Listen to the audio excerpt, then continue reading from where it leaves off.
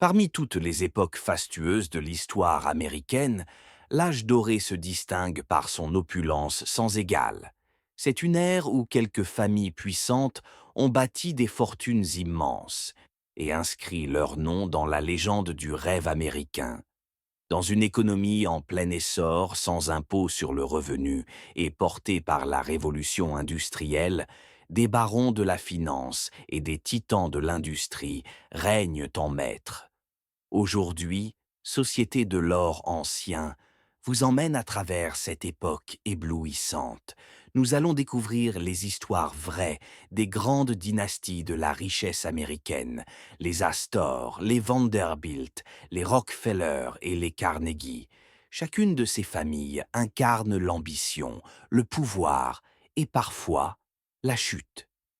Mais commençons avec ceux qui furent les tout premiers multimillionnaires du pays. Un nom encore discret mais présent sur les rues, les bâtiments et les souvenirs des États-Unis. Les Astor. New York, 1848. La ville bourdonne. Mais derrière les murs silencieux du manoir Astor, une scène bien différente se joue. Allongé dans un lit de soie et de bois précieux, John Jacob Astor vit ses derniers instants. Sa respiration est lente, ses pensées encore tournées vers son héritage. Né en 1763 à Waldorf, en Allemagne, fils d'un simple boucher, il quitte son pays à 16 ans pour Londres. Là, il apprend l'anglais et le commerce. En 1784, il traverse l'Atlantique. Dans ses poches, quelques flûtes à vendre et beaucoup d'espoir. Il s'installe à New York et ouvre une petite boutique de fourrure. Le traité de Jay, signé en 1794, lui permet de commercer avec le Canada. C'est le début d'un empire. Au tournant du siècle, Astor possède 6 millions de dollars, une fortune immense pour une nation aussi jeune. Il échange des fourrures contre du thé chinois, puis il investit dans l'immobilier à Manhattan. Il achète des terrains où personne n'ose s'installer. Et devine, avec génie, l'avenir de la ville.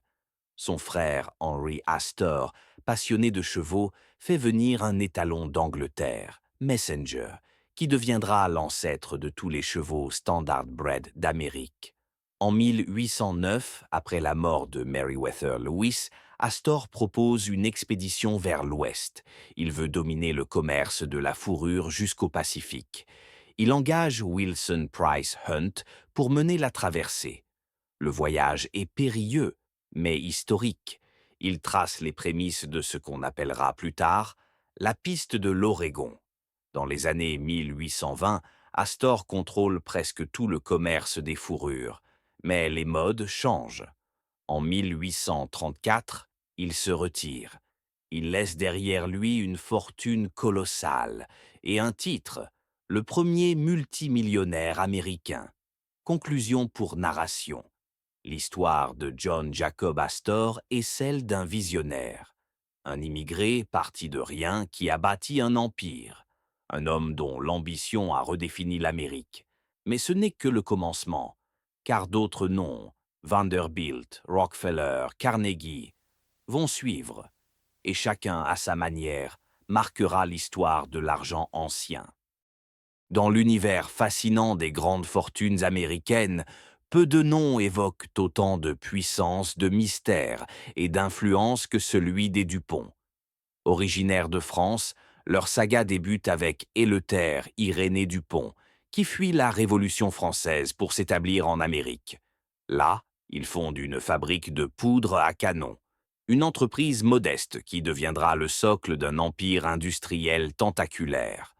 Au fil des décennies, la famille Dupont s'impose comme une force incontournable dans les domaines de la chimie, de l'énergie et même de la politique.